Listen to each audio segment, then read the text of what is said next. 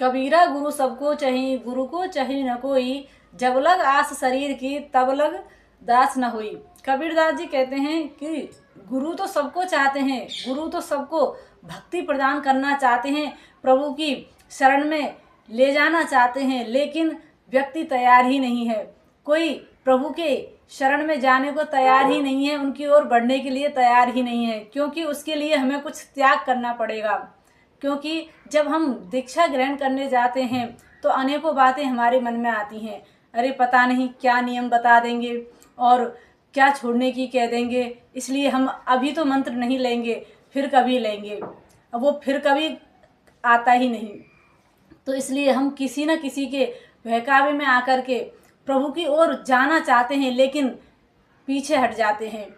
तो ये दूसरों का जो टांग खींचने का काम है, ये बहुत बुरा है। आप भगवान की ओर बढ़ते हैं, लेकिन फिर भी लोग बाग कहते हैं, क्योंकि वो खुद भी उसी पचड़े में पड़े हैं, तो आपको भी उसी में डालना चाहेंगे।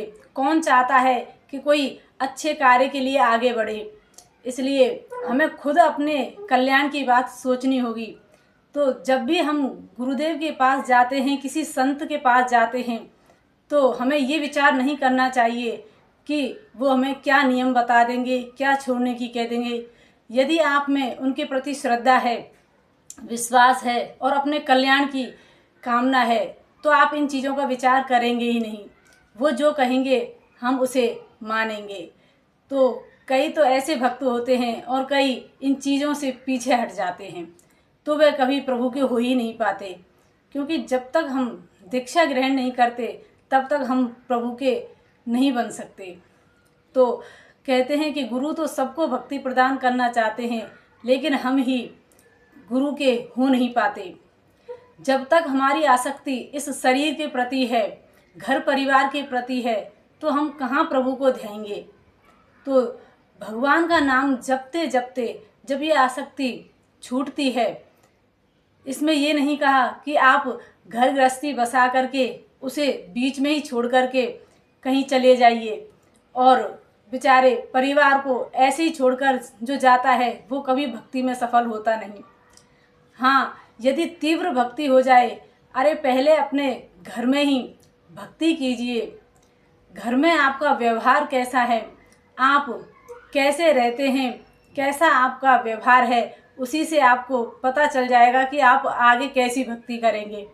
इसलिए हमें भक्ति करनी चाहिए, और धीरे धीरे सब छूटता चला जाता है। तब हम प्रभु के कहीं दास कहलाते हैं। दास कहना इतना आसान नहीं है।